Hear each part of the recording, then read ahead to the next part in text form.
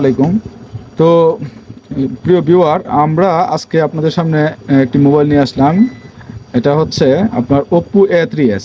তো এটা একটা জটিল রোগ। হ্যাঁ, প্রায় টেকনিশিয়ানরাই এই মোবাইলের এই প্রবলেম নিয়ে সাফারিংয়ে থাকে। তো আমরা আজকে আপনাদেরকে এই মোবাইলের সমস্যাটা দেখাবো এবং এই মোবাইলটা কীভাবে সলভ করব এটা আপনাদেরকে দেখাবো। তো আপনারা দেখুন, আমরা যখন এই মোবাইলটাতে চার্জে লাগানোর পরে একটা লেখা আসে এবং লেখাটা আসার পরে কিন্তু আর মোবাইলটা চার্জ হয় না। তো আপনারা দেখুন, এই যে চার্জের লোগো দেখাচ্ছে। তারপরে আমরা যখন মোবাইলটা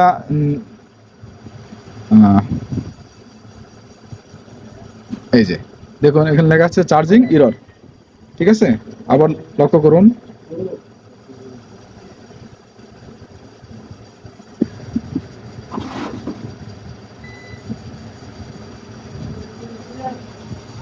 এই যে, ঠিক আছে, দ্য চার্জার ইরর।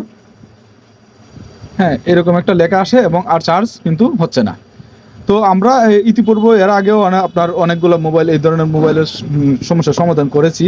কিন্তু আমরা আজকের যে এই মোবাইলটা আমরা চাইতেছি যে আমাদের যে ভিউয়ার আছে এবং নতুন টেকনিশিয়ান ভাইয়েরা আছে, তাদেরকে আমরা এই বিষয়ে সম্পর্কে অবগত করার জন্য যে আসলে এই সমস্যাটা কোথা থেকে হয় এবং কীভাবে সমস্যার সমাধান করা যায়।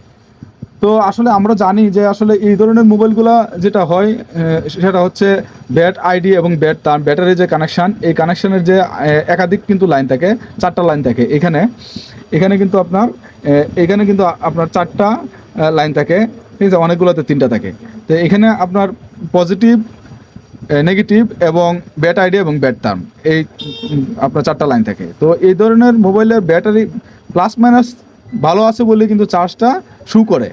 আর ব্যাট আইডি এবং ব্যাট টার্মের প্রবলেমের কারণে কিন্তু আমাদের এই মোবাইলে এরকম ব্যাটারি ইরর বা ব্যাটারি টেম্পারেচার হাই লো এই ধরনের প্রবলেমগুলো দেখা দেয়। তো আমরা এই মোবাইলটা কীভাবে সমাধান করি আপনারা ভিডিওটা দেখতে থাকুন, আমরা এই মোবাইলটা কীভাবে সমাধান করি।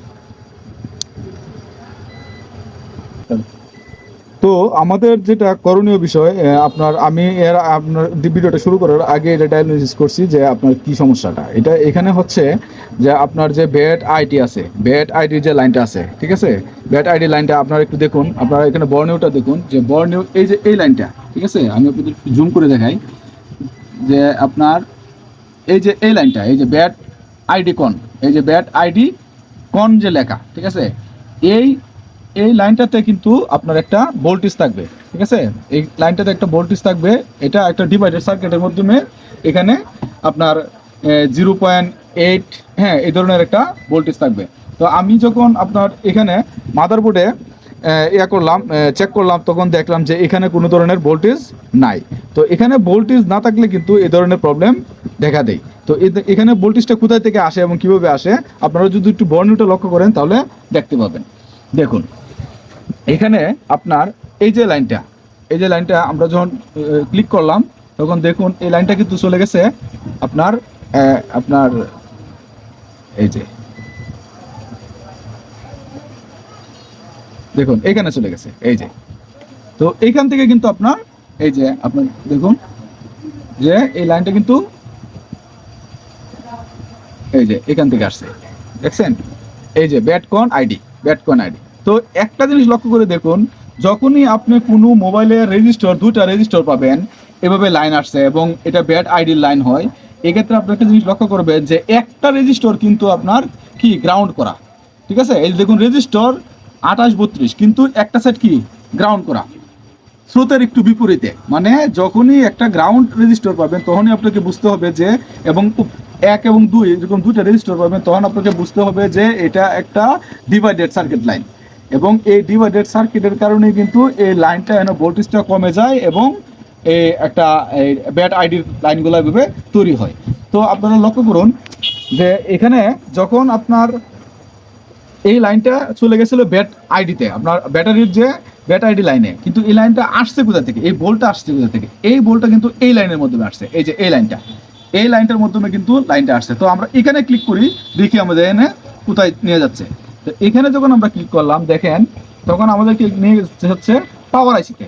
হ্যাঁ, এই লাইনটা কোথা থেকে আসছে, এই যে পাওয়ার আইসিতে, এই যে পাওয়ার আইসি থেকে গেছে। এই যে দেখেন পাওয়ার আইসির ভিতরে কিন্তু ব্যাট আইডির যে লাইনটা এই লাইনটার থেকে আসছে। তো আমাদের একটা বিষয় মানে অত্যন্ত বোঝার যে একটা বিষয়, সেটা হচ্ছে যে ব্যাটারি থেকে পাওয়ার আইসি থেকে যে ভোল্টগুলো আসে, এই ভোল্টগুলো সাধারণত আপনার এলডিও ভোল্টেজ, ঠিক আছে, এগুলো সাধারণত 2.8 থেকে আপনার 0.1 সরি 1.0, ঠিক আছে, এই ধরনের, বা 0.9 বা 0.8 এই ধরনের হতে পারে।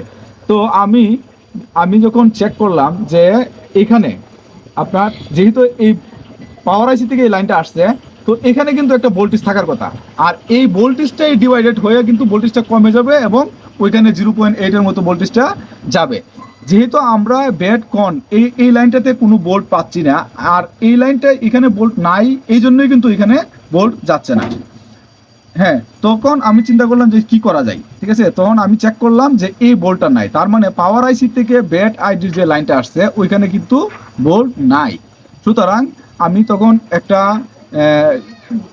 যে কিভাবে এখানে একটা বোল্ট একটা আমরা তৈরি করে দেওয়া একটা বোল্ট, যে একটা বোল্ট আমরা যদি এখানে তৈরি করে দেই, ঠিক আছে, মানে ধরে নেওয়া যায় যে আমরা এখানে একটা বোল্ট দেই, যে একটা এখানে আমরা ধরে নিলাম যে 1.2 বা 2.8 এই ধরনের একটা বোল্ট আমরা যদি তৈরি করি তাহলে কি হয়, ঠিক আছে। তো আপনারা ভিডিওটা দেখতে থাকুন আমরা কিভাবে এটা সলভ করি। হ্যাঁ, তো দেখুন আমরা এই যে এখানে ডিভাইডেড সার্কিটের যে R1 যে রেজিস্টারটা, এটা হচ্ছে R1 রেজিস্টার, এটা হচ্ছে R2 রেজিস্টার। যদি এখানে R2 দুটোটার নামে লেখা আছে, কিন্তু মূলত ডাইরেক্ট আপনার ডিভাইডেড সার্কিটের যে রেজিস্টার থাকে এক্ষেত্রে, হ্যাঁ, আপনার উপরের রেজিস্টারটা যেই রেজিস্টারের মাধ্যমে আপনার ইয়েটা আসে ভোল্ট আসে, এটা হচ্ছে R2 রেজিস্টার, R1 রেজিস্টার, এবং যেটা গ্রাউন্ড করা থাকে এটা হচ্ছে R2 রেজিস্টার।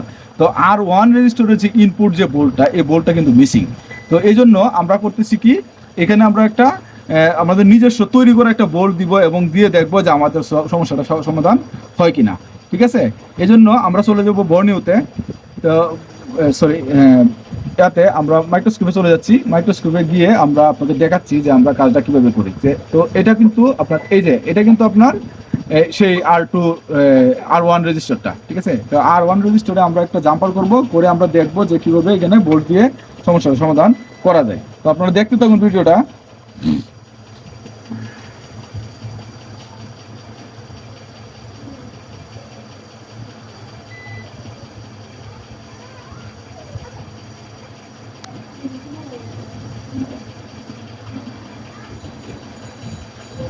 আচ্ছা, আমরা কিন্তু জাম্পারটা করে নিলাম। হ্যাঁ, জাম্পারটা করে আমরা মোবাইলটা ফিটিং করে নিব। হ্যাঁ, আমরা আমাদের মোবাইলটা এটা এখানে ফিটিং করে নিব, নিয়ে আমরা দেখবো যে আমরা এই সমস্যাটা সমাধান করতে পারি কিনা। যখন আমাদের পুরোপুরি সমস্যার সমাধান হয় তখন আমরা ভিন্ন চিন্তা করব কিভাবে সেটাকে সলভ করা যায়, ঠিক আছে। তো আমরা কিন্তু আমাদের যে লাইনটা এই যে আপনার পাওয়ার আইসি থেকে আপনার ডিভাইডার সার্কিটের R1 রেজিস্টারে যে লাইনটা আসার কথা ছিল, এই লাইনটা কিন্তু আমরা একটা এই যে আইনে এতে ওইখান থেকে টেনে এনে আমরা এখানে একটা স্টিলের মধ্যে দিয়ে দিলাম, ঠিক আছে। তো আমরা স্টিলের মধ্যে একটা পজিটিভ লাইন এবং আমরা একটা এই আপনার গ্রাউন্ডে নেগেটিভ দিয়ে দেবো। তার আগে আমাদেরকে যেটা করতে হবে যে আমরা একটা বোল্ট সেট করে নেব পাওয়ার ইয়াতে, আমাদের এই পাওয়ার সাপ্লাই আমরা একটা বোল্ট সেট করবো। এই বোল্টটা হচ্ছে এলডিও যে বোল্টগুলো হয়, সাধারণত এলডিও যে সর্বনিম্ন বোল্ট হয়, এই বোল্টগুলো নিয়ে তৈরি করবো। তো এলডিও বোল্ট হিসেবে আমরা সর্বপ্রথম যে আপনার 0.8, ঠিক আছে, 0.8 এই ধরনের একটা বোল্ট, এবং এম্পিয়ার একবারে লো এম্পিয়ার, ঠিক আছে, একবারে লো এম্পিয়ার, যেন কোনো ধরনের ক্ষতি মোবাইলটার না হয়। এই জন্য আমরা আপনার এই যে 60-এর মতো দিয়ে নিলাম এম্পিয়ার। হ্যাঁ, আর আমরা এই যে একটা আমরা গ্রাউন্ডে লাগিয়ে নিলাম, ঠিক আছে। তো আমরা কিন্তু একটা বোল্ট দিয়ে নিলাম, একটা ফেক একটা বোল্ট আমরা নিজস্ব তৈরি করে একটা বোল্ট দিয়ে নিলাম। তো এই বোল্টটা দেওয়ার পরে দেখুন আমরা কিন্তু এখানে চার্জারটা লাগাচ্ছি, ঠিক আছে। এখানে একটা বোল্ট আমরা দিয়ে নিলাম যাতে ব্যাটারিতে একটা বোল্ট তৈরি হয়। তো লাগানোর পরে দেখুন কি হয়, লাগানোর পরে এটা কি আসে আমরা দেখবো, ঠিক আছে।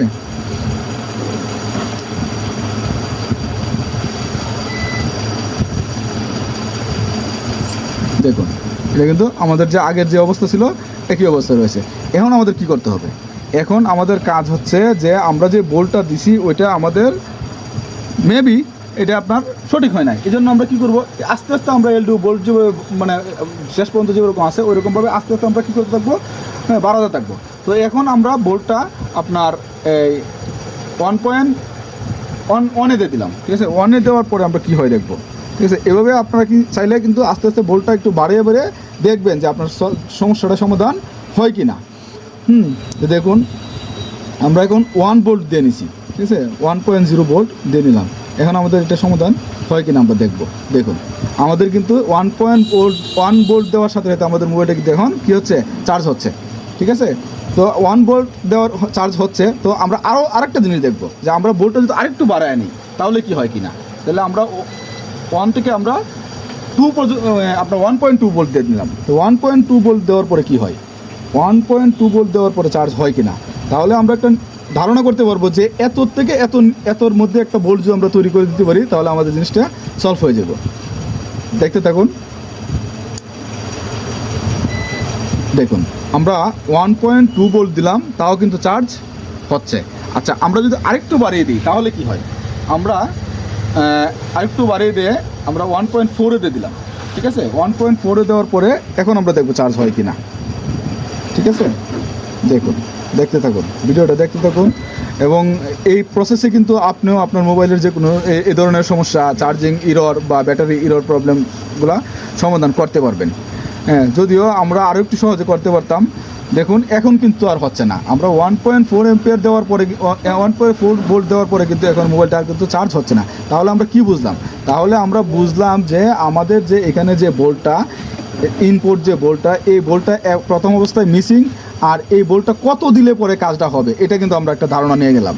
সেটা হচ্ছে যে 1 থেকে 1.2, তো 1 থেকে 1.2 একটা ভোল্ট যদি আমরা এখানে তৈরি করে দিতে পারি তাহলে আমাদের কাজটা কিন্তু সম্পূর্ণ হয়ে যাবে। তো আপনারা দেখতে থাকুন আমরা কীভাবে। এখন বিষয়টা হচ্ছে যে আমি 1.2 কোথা থেকে নিয়ে আসবো, 1.2 কোথা থেকে নিয়ে আসবো, এটা হচ্ছে আমরা আমাদের ডায়াগ্রাম থেকে দেখে পাওয়ার আইসির আশেপাশে কোনো একটি এলডিও ভোল্ট থেকে আমরা 1.8 যদি নিয়ে আসতে পারি তাহলে আমাদের কাজটা কিন্তু সলভ হয়ে যাবে। তো আপনারা দেখতে থাকুন। তো আমরা যখন একটা মোবাইলের ভোল্টেজ দেখবো যে আমরা কোন জায়গায় কত ভোল্ট আছে, এই জন্য আমরা চলে যাবো হার্ডওয়্যার সলিউশনে না, আমরা চলে যাবো ভোল্টেজে, আউটপুট ইনপুট ভোল্টেজে চলে যাবো। এই যে ভোল্টেজে গিয়ে আমরা ইনপুট এবং আউটপুট ইন আউট ভোল্ট যে আছে পিডিএফ, ওইখানে চলে গেলে কিন্তু আমরা দেখতে পাবো যে আমরা কোথায় কত ভোল্ট আছে এবং ওইখান থেকে আমরা আমাদের প্রয়োজন মতো যে ভোল্টটা প্রয়োজন ওই ভোল্টটা আমরা নিয়ে আসবো। তো আপনারা দেখুন যে পাওয়ার আইসির এই যে আমরা চলে গেলাম পাওয়ার আইসি, যেহেতু পাওয়ার আইসি থেকে এলডিও ভোল্টগুলো উৎপন্ন হয়, হ্যাঁ, এবং কম ভোল্টগুলো হয়, সেগুলো আমাদের তো যে পরিমাণ ভোল্ট দরকার ওইখান থেকে নিয়ে আসতে হবে। আর এমন জায়গা থেকে ভোল্টটা আনতে হবে যেখানে আপনার ভোল্টটা আপনার স্টার্ট করার সাথে সাথেই মোবাইলটা এলডিও ভোল্টটা চলে আসে। তো আপনারা দেখুন যে এখানে কিন্তু এই যে 1.8, 2.7, 3.3, 2.8, 2.8, 1.3 এই ধরনের ভোল্ট আছে। এখানে দেখুন একটা 2.8 ভোল্ট আছে, এখানে 2.9 ভোল্ট আছে, কিন্তু আমাদের একটু ভোল্টটা একটু কম লাগবে, ভোল্টটা কম লাগবে। দেখুন আমরা এখানে কিন্তু একটা ভোল্ট পাচ্ছি বিরেজ S3 1.2 ভোল্ট। আর আমরা কিন্তু বিরেজের ভোল্ট আমাদের প্রয়োজন না, কিন্তু আমাদের ভোল্টটা প্রয়োজন 1.2। তো আমরা কিন্তু 1.2 ভোল্ট দিয়ে আমরা যেহেতু কাজটা সম্পূর্ণ হয়েছে, আর এখানেও আমরা যেহেতু 1.2 একটা ভোল্ট পেয়ে যাচ্ছি, তো এইখান থেকে আমরা এই ভোল্টটা দিয়ে দিব আপনার ডিভাইডার সার্কিটের R1 রেজিস্টরকে। এবং এইখান থেকে ভোল্টটা দেওয়ার পরে আমাদের কাজটা হয় কি না আপনারা দেখুন এবং আপনারা এই সম্পর্কে একটা ধারণা নিতে পারেন ইনশাআল্লাহ। তো দেখুন আমরা চার্জে লাগিয়ে নিলাম মোবাইলটাকে, এবং মোবাইলটা চার্জে লাগিয়ে আমরা যেখানে এই যে ক্যাপাসিটিটা আমরা বর্ণিত দেখলাম, তো ওইখানে আপনারা এই 1.8 ভোল্ট আমরা পাচ্ছি কিনা আমরা আগে দেখে নেব, ঠিক আছে। তো দেখুন আমরা এভাবে ধরার পরে কিন্তু দেখুন আমরা কিন্তু 1.2 ভোল্ট পেয়ে গেলাম, ঠিক আছে। তো আমরা এখান থেকে 1.2 ভোল্টেজটা আমরা R1 যে রেজিস্টর আছে, R1 রেজিস্টরের ইনপুট যে ভোল্টেজটা আছে এইখানে আমরা একটা জাম্পার করে দিব, দিয়ে আমরা দেখবো যে আমাদের কাজটা সম্পন্ন হয় কি না। তো আমরা যে R1 রেজিস্টর থেকে যে লাইনটা জাম্পার করছিলাম ওই জাম্পারিং লাইনটা কিন্তু আপনার এইখানে যে 1.2 যে ক্যাপাসিটারটা আছে ওই ক্যাপাসিটার থেকে একটা জাম্পার করে নিতেছি। করে নিয়ে আমরা দেখব যে আমাদের কাজটা সম্পন্ন হয় কি না। আর যদি এভাবে হয় তাহলে আমরা ওই জাম্পারটা এভাবেই রেখে দেবো, আর জাম্পারটা যেন অন্য কোনো গ্রাউন্ডে না লাগে ওইটা আমরা একটু খেয়াল রাখবো, ঠিক আছে। তো আপনারা দেখুন আমরা কিন্তু জাম্পারটা করে নিলাম। করে নেওয়ার পরে আমরা এখন চার্জার লাগাবো, চার্জার লাগিয়ে দেখবো যে আমাদের কাজটা সম্পূর্ণ হয়েছে কিনা। তো দেখুন আপনারা দেখুন, তো আমাদের কাজটা যদি এভাবে সম্পূর্ণ হয় তাহলে কিন্তু আপনিও এই ডিভাইডেড সার্কিটের যে এরকম যদি কোনো লাইন ভোল্টেজ মিসিং হয় তাহলে আপনিও কিন্তু এভাবে দিতে পারেন। দেখুন আমাদের কাজটা কিন্তু সম্পন্ন হয়েছে, আলহামদুলিল্লাহ আমরা কিন্তু কাজটা সম্পন্ন করতে পেরেছি। তো আপনারাও এভাবে আপনাদের মোবাইলগুলো যদি এরকম ব্যাটারির প্রবলেম দেখা দেয় তাহলে আপনারা কিন্তু সমাধান করতে পারেন, ঠিক আছে? তো ভালো থাকুন।